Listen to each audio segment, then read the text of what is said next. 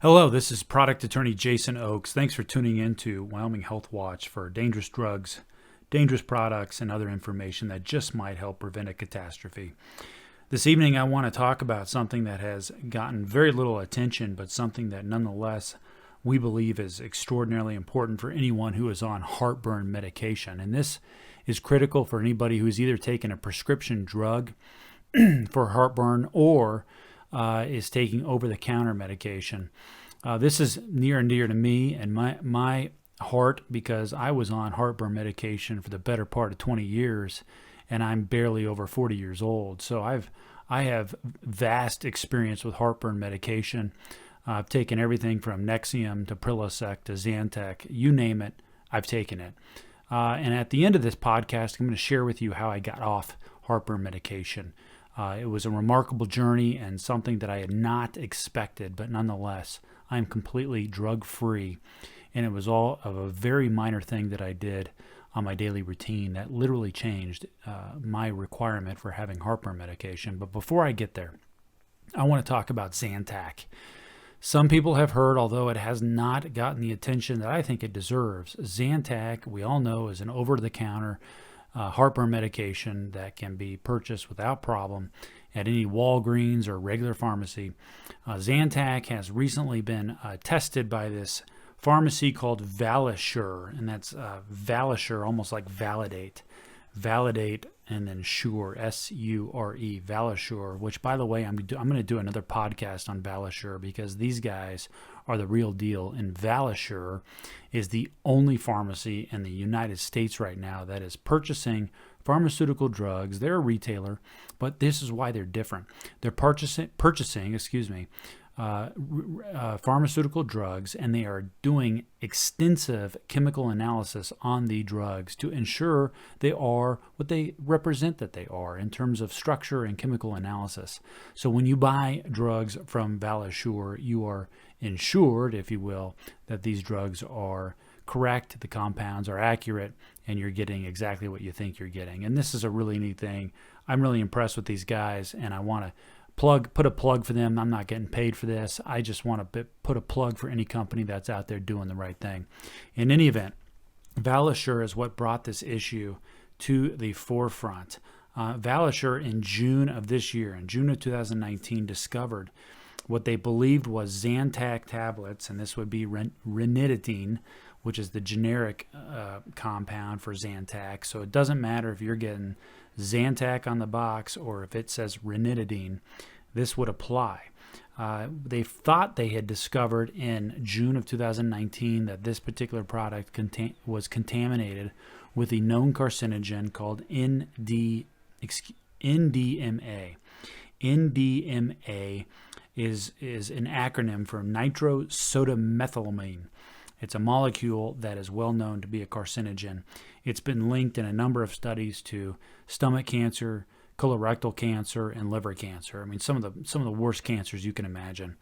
And what they believed they found was an inconsistency in the products that they were testing, but there was something unusual about what their tests were showing that later they went back, did it again, and redid their analysis and conclusion. Nonetheless, it still was concerning.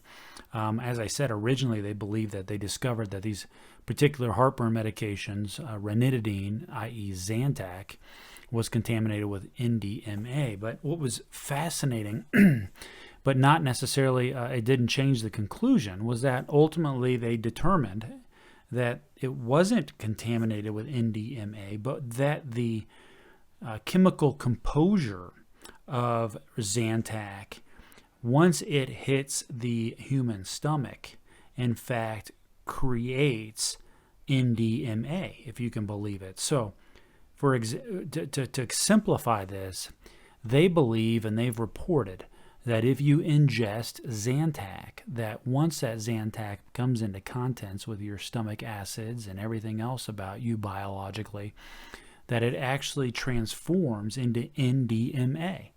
NDMA is a chemical component, as I said, that causes a whole host of cancers, and the worst kind of cancers anyone can imagine. So Valisure having advised the FDA about the potential for contamination in June of 2019, revised their conclusions based on their analysis and resent a petition to the FDA on September 9th of this year, so just over 2 months ago. And it was a voluntary petition requesting that the FDA remove all Zantac, including any generic ranitidine, from the markets all over the country. And I want to read for you. I'm gonna get this petition and post it on my website. You can read it. It's fascinating. It's very technical, but nonetheless, I think anyone would understand this. But I'm going to read just one piece of it. It says, combined with other data from Valisure and the scientific works of Stanford University and others, the evidence presented shows this instability and the resulting NDMA occurs in the conditions representative of those in the human body and builds a compelling case for ranitidine being a likely human carcinogen. Here's the issue, ladies and gentlemen. We can debate whether it is doing what they conclude it is doing, but at the end of the day, if you continue to take Zantac and you're wrong, you could be placing yourself at significant harm. Now, let me hang the black drape a little bit more, and I don't want to cause anybody unnecessary stress, but this is critical information that this ranitidine is often sold in baby formulas. Often children, especially infants, are diagnosed with doctors as having heartburn, and because that's the reason for being colicky. And a whole host of heartburn medications are available out there, including ranitidine in a fluid type substance that you can give the child. This is just as important, obviously, in understanding that this particular conclusion that Valisure has made would include any ranitidine that is being utilized for infants. And let me also share that the one of the chief executives of Valisure at the time that this discovery was made was an individual with an infant at home who was giving the infant ranitidine. And when the folks in the scientific department discovered this connection, they immediately advised the chief to let him know to stop providing ranitidine to his infant daughter. And he obviously took the proper steps to get a voluntary petition to get this stuff off the shelves, sending it to the FDA on September 9th of 2019. So, significant information here, a lot to throw at you, I realize, but nonetheless critical to having an understanding as to why Zantac has been focused on recently, not only in the press, but in the literature for the medical community, and why I strongly urge anyone who is utilizing Zantac, either for themselves and certainly for a small child or an infant, need to do so immediately and need to stop doing so and immediately halt such efforts. If you have any of this Zantac left, don't get rid of it. Don't throw it in the trash. There are a number of lawsuits that are being teed up right now regarding this issue, and one of the issues always in any type of lawsuit is product identification. And for those claimants and plaintiffs who can prove that they had the actual product outside of just them testifying to it or outside of them simply having a receipt, which is helpful, but not as good as having the product itself. So as much as you want to throw that product in the trash, just put it somewhere where nobody's going to get it and preserve it. And so in the event, God forbid, there needs to be a claim that's made later for you or for a loved one down the road, you've got that product handy. Now, for anyone else who's listening to this and wants to hear about my efforts to remove myself from heartburn medication, of which it was Nexium. I was on Nexium for a very, very long time, 2 decades, because I couldn't find any other medication that would give me the type of relief that Nexium would. Although I do remember at times being out of Nexium and having to buy Zantac over the counter because that was all that was available. I ended up reading about 1.5 years ago, picked up a book that was recommended to me by my realtor, of all people. Good guy, real healthy guy, and has always been a gentleman anytime I've dealt with him. In any event, he had shared with me he read a book that had changed his daily routine, and the book was called What Doesn't Kill Us, by Scott Carney. You can go to my website, WyomingInjuryAttorney.com. Under resources, we provide all sorts of resources for mind, body, and soul. This is just to provide people help and hope and stuff for their health and fitness. In any event, we reference it in my website. I don't receive any sort of kickback for promoting this book at all, but I am a big believer in it. What Doesn't Kill Us by Scott Carney. And what that book did is Scott Carney was an author and is an author who has set out a number of times to debunk who he contends are people who are pitching a fraudulent type scheme.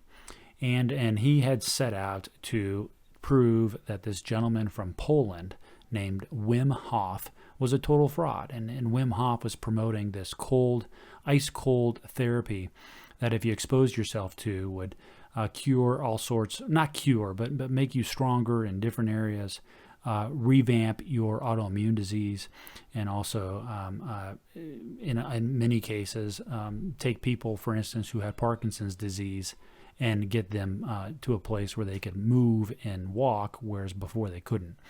In any event, I read the book, found it absolutely fascinating, and started to take a shot at it. And what I did was I took, in the morning and in the evening, an ice cold shower. And this didn't mean that I started off a warm shower and ended cold. No. The whole shower was ice cold as I could get it. And trust me, there were times it was brutal. But I did it to see what it would do to me. And after 30 days of doing that, I had realized for about 3 weeks I had forgotten to take my Nexium, and without having any side effects whatsoever. Whereas before, if I went 24 hours without taking Nexium, I would have heartburn within 24 hours. However, this cold shower therapy completely removed my need for Nexium. And since then, I'm now a year and a half since reading that book, I've continued to take cold showers, and I've noticed the occasional time where I don't take a cold shower within 36 to 48 hours. My heartburn symptoms will return. However, if I stick with the cold showers, which I've done on a religious basis, except for the occasional time where I don't, it has been successful in removing me completely from Nexium. So I would urge anybody who's on medication, it doesn't even need to be Nexium or heartburn medication, but anybody on medication who's seeking to get off medication, because it seems like the purity issues with medication are becoming significant right now.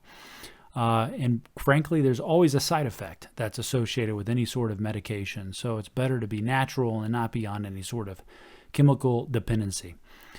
I would urge you to pick up a copy of What Doesn't Kill Us by Scott Carney and see how it might impact your life. Thank you so much for listening. This is Jason Oakes. Please find more information, more podcasts and videos at my website at WyomingHealthWatch.com. Have a great day.